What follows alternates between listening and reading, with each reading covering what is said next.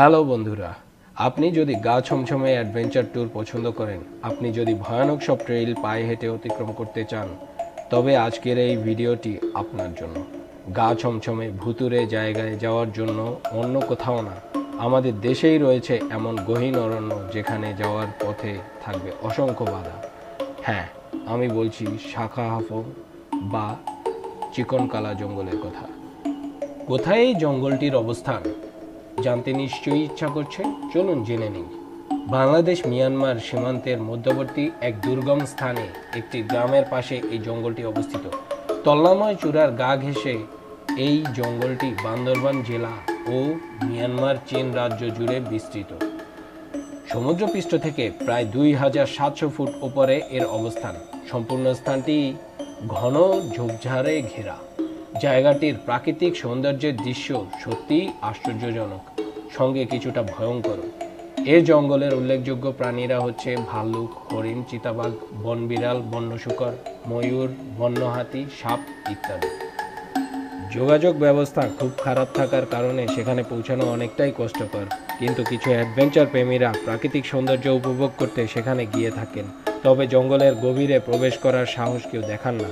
জঙ্গলটিকে সবাই ভুতুরে জায়গা হিসেবে বিবেচনা করেন বলে সেই অঞ্চলের স্থানীয়রা ভ্রমণকারীদের সেখানে প্রবেশ করতে নিষেধ করেন। স্থানীয় বাসিন্দা কি ভাবছেন, জঙ্গলে আবার কেউ বাস করে নাকি? জেনে অবাক হবেন যে আদিবাসী মুরংরা চিকনকালা গ্রামের বাসিন্দা। তারাও বিশ্বাস করেন যে জঙ্গলের কিছু অশুভের সত্যি রয়েছে। প্রায়ই শোনা যায় জঙ্গল থেকে ভেসে আসা অদ্ভুত ও রহস্যজনক কিছু শব্দ। তারা ধারণা করেন যে সেখানে অতৃপ্ত আত্মা রয়েছে। তাদের বিশ্বাস, এই জঙ্গলে সন্ধ্যার পরে কেউ প্রবেশ করলে সে ফিরে আসতে পারে না। সাধারণত বছরে একবার হলেও সন্ধ্যায় জঙ্গলে এ অদ্ভুত শব্দ শুনতে পাওয়া যায়। পৌরাণিক কাহিনী অনুযায়ী সেদিন ভূতেরা ঘুম থেকে জেগে ওঠে। শব্দ শুনে আতঙ্কে জঙ্গলে থাকা পাথুরে ও শিকারীর দল যত তাড়াতাড়ি সম্ভব লোকালয়ে ছুটে যাওয়ার চেষ্টা করে। তবে দলের 2-1 জন জঙ্গলে থেকে বের হতে ব্যর্থ হলে কিছুদিন পর তাদের মরদেহ বনের ভিতরে পাওয়া যায়। আপনি যদি আমাদের চ্যানেলটি এখনও সাবস্ক্রাইব করে না থাকেন, তাহলে আজই চ্যানেলটি সাবস্ক্রাইব করুন এবং বেল আইকনটি প্রেস করুন। এখানে অবাক করার একটি বিষয় হলো, মৃত ব্যক্তির শরীরে কোথাও কোনো দাগের চিহ্ন পাওয়া যায় না, তাই তাদের মৃত্যু সম্পূর্ণ রহস্যের মধ্যেই রয়ে যায়। এভাবে প্রতি বছরই গড়ে 1 থেকে 4 জন এ জঙ্গলে রহস্যজনক মৃত্যুর শিকার হয়। এই কারণে স্থানীয়রা সন্ধ্যার পর জায়গাটি এড়িয়ে চলার চেষ্টা করে। চলুন একটি সত্য ঘটনা জেনে নেওয়া যাক। 1979 সালে মিয়ানমার সেনাবাহিনী রাখাইন রাজ্যে অনেক মুসলিম রোহিঙ্গাদের ওপর অত্যাচার করে। এ কারণে অনেক মুসলিম রোহিঙ্গা শরণার্থী বাংলাদেশে পালিয়ে যায়। সে সময় বাংলাদেশ সরকার তাদের কক্সবাজারে আশ্রয় দিয়েছিল। রোহিঙ্গাদের সমস্যা ও আসল পরিস্থিতি সম্পর্কে জানতে আমেরিকার একটি গবেষণা দল বাংলাদেশে আসে। রোহিঙ্গা সমস্যার সমাধান উদ্ঘাটনের জন্য তারা দেশে কয়েক মাস অবস্থান করে। সেই সময় প্রথম চিকনকালা সম্পর্কে আমেরিকার এই গবেষক দলটি জানতে পারে। তারপরেই তারা জায়গাটির রহস্য অন্বেষণে করার সিদ্ধান্ত নিয়েছিলেন। এই রহস্য উদ্ঘাটনের জন্য তারা একদিন ভোর থেকে সন্ধ্যা পর্যন্ত সেখানে অবস্থান করলেও সেখানে অলৌকিক কোনো ক্রিয়াকলাপের একটি চিহ্নও পায়নি। পরে 5 দিন অতিবাহিত করেছিলেন, কিন্তু এমন কোনো চিহ্ন পাওয়া যায়নি যাতে এই জঙ্গলটিকে তারা ঘুরে বলে প্রমাণিত করে।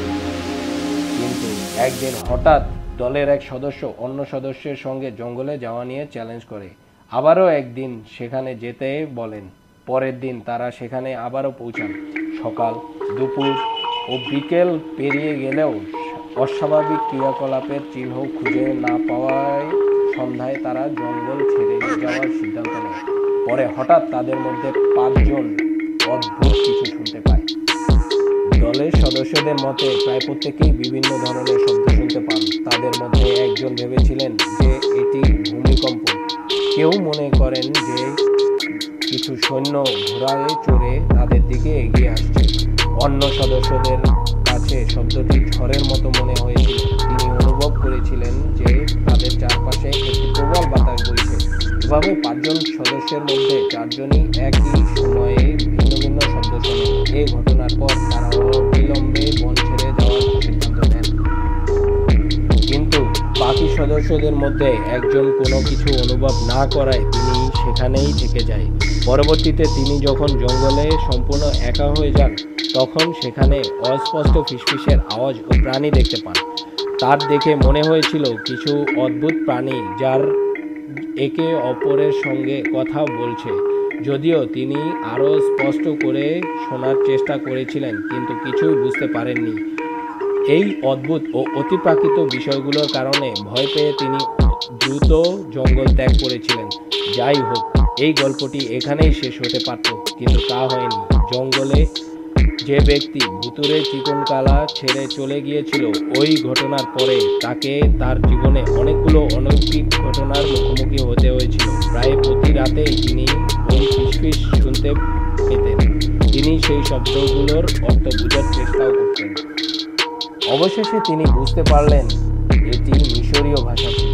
পরে তিনি কথাগুলোর অনুবাদ করেন। কথাগুলোর অর্থ ছিল, আপনি মারা যাবেন, আপনি মারা যাবেন। যদিও তিনি একজন মিশরীয় ছিলেন, কিন্তু তিনি সপরিবারে আমেরিকা যুক্তরাষ্ট্রের দক্ষিণ ক্যারোলিনাতে বাস করতেন। জেনে অবাক হবেন যে ওই ঘটনার পর তিনি ছাড়াও তার পরিবারের বাকি সদস্যরাও প্রতি রাতে ফিসফিসের শব্দ শুনতে পেতেন। এই ঘটনার 5 বছর পরে তিনি মারা যান, কিন্তু তার মৃত্যু স্বাভাবিক ছিল না। লোকেরা যখন তার দেহের দিকে তাকাতো, তখন মনে হতো ভয়ঙ্কর কিছু ভাসছে, যা দেখে সবাই ভয় পেয়ে গিয়েছিল। তবে তিনি মারা গেলেন নাকি কেউ মেরে ফেললেন, তা এখনো রহস্যই রয়ে গেল।